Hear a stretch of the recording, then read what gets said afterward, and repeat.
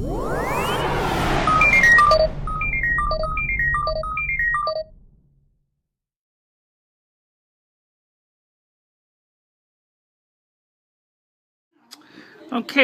the first thing is I bought these cables on eBay, and these are the ones that have the messed up conductors. And I wanted to show you one before I fixed it, and I want to show you one after I fixed it. So I'm gonna just I'm gonna regret this, I know, but I'm gonna show you this one first. This is the one I fixed, okay? And this is the female side, okay. And I'm probably gonna have to zoom in on it so you can see it better. Okay. Okay, Mr. Camera. Focus. Thank you. That's the best you can do. Is that the best you can do? Really? Alright. Here we have the proper colors of the wires. And you see that the wire looks pretty good. Okay? It's got nice tin ends. I did not burn any copper-clad aluminum this time. It looks good. Conductors are clean. And so this is all set to go. So I'm gonna put the sleeve back on now. Let's see. I gotta make sure I get this right. And so this is the way that it's supposed to be made. But the Chinese don't necessarily know. They're asked from a hole in the ground and they wired it wrong. And I'm going to show you how wrong we're talking about. So let me line up the string leaf here.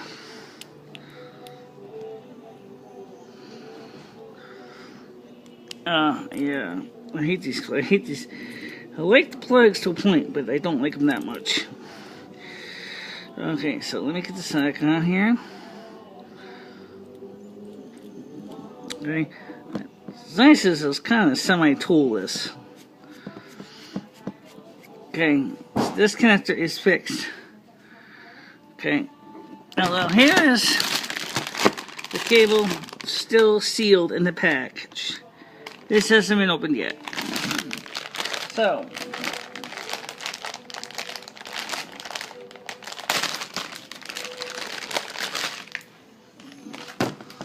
and I'm going to pick the same end that I picked on the other one.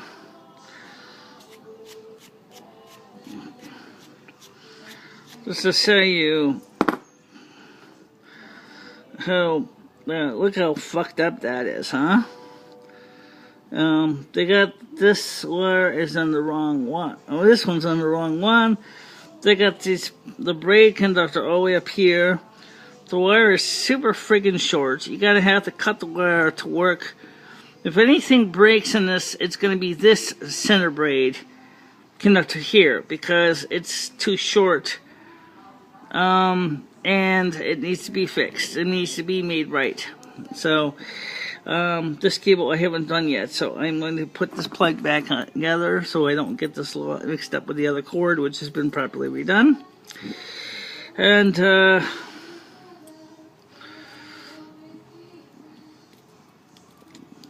and just goes on like that. So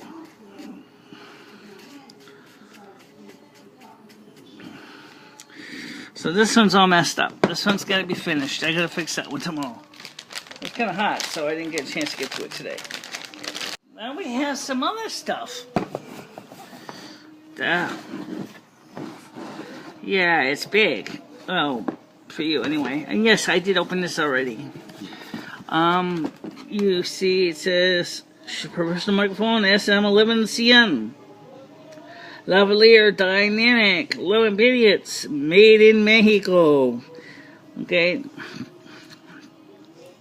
so it's not China, and it's a more minor sure logo. No, unfortunately, I did not get a sticker with it.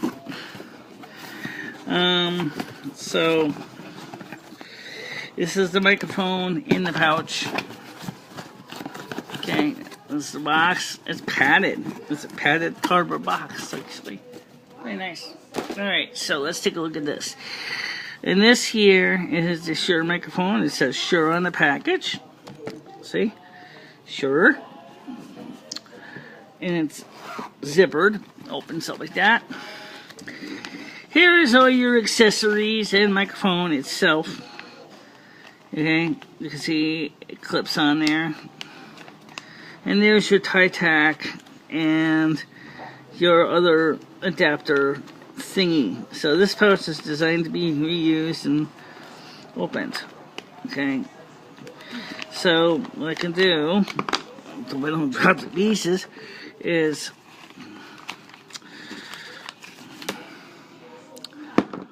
and it just plugs and just clips onto the microphone. It's actually very amazingly very simple. It's got a gator clip right there. You can reverse the connector if you really want to be in the other way. Okay, so you can put it on like that. And then it's got this clip that can go on your clothes, like and it is removable. You can take the clip off if you so desire. I do not desire to remove it, but I believe you can take it off if that is your if that is your game. So this could clip to your clothes. Now, if you'll notice, this plug here is 4 feet long. This thing is plenty long. The mixer. I told you about this thing, and if you're wondering why it looks like it's recording sound, because I have it hooked up to my microphone that I'm wearing, the SM11, and I'm going to adjust the audio level so it doesn't clip too badly. You only want to really go up to about 0 or so, maybe barely get into the 6, which is like peak, so you want to kind of keep it simple at this point. So, I'm trying to show you how this works, and obviously you can see now it looks pretty good. You have 2 microphones here. You have this one right next to me. This is the pile, and the pile microphone, of course, and this is the other one. I'm going to probably turn this off here. This is going up to the pile at this point. And if I switch this back on, I'm going on the SM11. And it's connected to the computer using a USB cable. And I'm going to be showing you, let me show you some of the controls on this, for those of you who've never seen these kind of mixers. Besides the fact that there's a lot of wiring and right now we got 3 analog devices plugged in. We have my headphones. We have this microphone that just hit my hand, and we have the other microphone, which is the SM11, which is connected to my clothes. And with these microphones connected, you can do a variety of things. It took me a while to figure out the best way to set it up, and it looks pretty good right now. In the setup here is you got your main 2 meters, and also this thing does have phantom power, which obviously I don't have on because none of these microphones need this. We have additional controls of extend. This does not have any effects in it. That's not on this mixer. Oh, for God's sakes, that's a... Let's see. You also have microphone compression circuits. Right now I'm not using them. These are your level gain controls here for your preamps. It has dual stereo inputs here for different channels. You can tell which one's which because you can see this here says controls 5 and 6. And come on, focus for me, please. Okay, then we have 7 and 8, and then we have 9 and 10, and 11 and 12. And we have our headphone volume here, and we have additional input outputs to the USB port on the Mac. And it works without a driver on the computer. So I did not have to install any driver on my Mac. It just worked. Just as it was. I plugged it in, and it recognized the driver. And that's the cool thing, is I didn't have to set up anything special to get it to do any work. And for the next part, we're going to switch over to the QuickTime, and we're going to record some video, and we're going to be showing how the microphone works.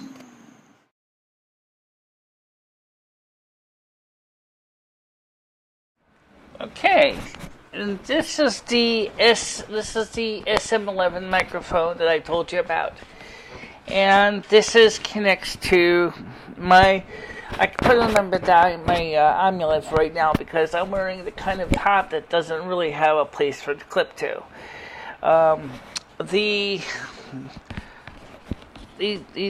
clip here on the bottom was designed to clip to a belt, but for now I clipped it to just put some pieces of fabric on my dress, folded it over, and clipped it to that. And of course, in addition, you can see it's just an XLR connector, and it's one of the existing XLR cables. And this allows us to do a variety of things. Obviously, it's got a pretty long cord, so if you are using this remotely, say at the soup kitchen, and just using the iRig Pre, and you don't want to be stuck lugging tons of cables, you don't have to do that, because all you have to do is just make sure to use, just a microphone. It's 4 feet long. You can disguise this in your clothes, and for this time I have it on the outside, so you can see the wire right here. And so the wire is actually going right up here, and it's just going down. It's clipping to outside my dress for this test. And this SM11 microphone is a dynamic microphone. It does not need phantom power. It is not a condenser microphone, so it doesn't use phantom power, and it doesn't use batteries. It just basically uses the sound around you to generate the very small electric voltage, which then goes into our mixer, which you obviously saw, to make it possible for us to have sound. I got a 25-foot long board on it, so unlike Lewis from Lewis Westman here, I don't have to. Here you can see better here. I can walk around and go on camera. See, here. Let me go further back here. You can see me. So it may look stupid, but it's a tool, and it'll allow me to be able to jump back and forth between the computer and the couch or whatever. And that's the cool thing about this whole setup, is that I don't have to sit there and do things the way I was doing it before. Is it going to stop it from making wrestling sounds? Probably not. I should have turned on the... Oh, yeah. Let me just show you this real quick here. This mixer has a few low-cut filters. It also has bass, treble, and mid-range. This microphone has a frequency response of about 50 to 15,000 hertz, which is well within the range for the human voice. And it makes it practical to do things like speeches and things like that. And because it's attached to my clothes, and like I said, I can be doing other things. And unlike, say, the other microphone, the regular desktop microphone will be here in the corner, which is not on right now. I have that turned all the way down. You can, you don't have to worry about, oh my gosh, am I going to be fading in and out if I turn them away from the microphone? In this case, the answer is no, because the microphone is constantly between, right below me, right below my face. So it allows me to have the microphone consistently right where I need it. I'm kind of fingering it right now, but I shouldn't do that because that does make a rustling sound. But the point is that it does allow us to do that, and it allows us to make a very nice sound event. Now, you're probably going to ask me the next question: why the hell am I using a black and white camera on this computer when it's a 2005, 2004 Intel Core 2 Dual iMac? Well, because as I explained many times before, the black and white camera has been kind of sitting around unused, so I decided to put it to work since it has nothing else to do, and I figure why not. So you see, the problem with the built-in camera that's in the iMac is kind of screen position specific. So if your screen is too high, in this case it is, because I set this whole desktop up completely differently. I did that by buying a little metal shelf from Walmart, and in fact, let me go ahead and do this. Let me move this to camera roll, and even though I don't have this thing plugged into the computer, I can always add sound to sound, right? So let's do that. So first of all, I'm saving this video clip. So what I did was, okay, let's take a video using the computer, or using my phone, to show you something about the computer platform. This is the computer table setup that we made for the computer system. The way Larry and I had this computer originally, it was a bloody mess. Really, literally, a bloody mess. It was everywhere. Them cables are dripping all over the place. Now, because we have organized it, and you can see, it's still kind of messy back there. Oh yeah, you see the camera is bolted to the wall. This is the solution to a very big problem, and that is, now we have a place for the keyboard to slide underneath. Then we have room for our two mice. Dory likes one, I like the other. So now we can use both mice. And we can tuck one mouse away in the corner while we're not using it. And we can use the other mouse. We have room on the next shelf up where we carry things like chargers or laptops and hard drives and a variety of things. And of course, Dory's inkjet printer up there, which is a Canon. And then I gotta admit, I like the camera attached to the wall. It was actually a pretty good solution to a very common problem, and that was, it just makes it a lot easier. And there's the mixer set up in the corner, all connected by USB. And there's the other microphone. I don't have that turned on right now. Right now, this sound is coming from the SM11, and it's also being, which I'm gonna have to manually dub in using Final Cut Express, because right now I'm doing the soundtrack on my iPhone as well. So anyway, that's the cool thing. And I didn't pay much for that stand and shelf. I think I paid about $20 for it at Walmart. Okay. With the camera on? Yes. So now what I'm going to do is I'm going to take this soundtrack, I'm going to paste it into this piece of the video, this demo, and we should be all set. Don't forget, tomorrow we're going to be having our live stream. Will be a live chat, actually.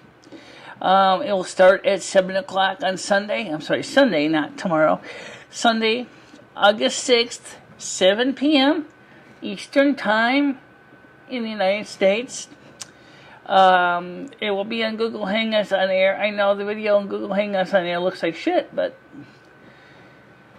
well, you know, Shakita Gainai, you do with what you got. And right now, with the fact is the way our home internet is, yeah, it's only DSL, ADSL, asymmetric digital subscriber line. It's not symmetric digital subscriber line. If it was symmetric, say about 16 megabits per second up and 16 megabits per second down, and I did ask Frontier to consider offering the option of SDSL locally for those people who need this, that need the speed to get things done. I'm really excited about Sunday, and I'm really hoping that you'll be part of that. So for now, I want to thank you very much for watching this. Stay out of trouble. I'll see you tomorrow in another newscast vlog. Bye-bye.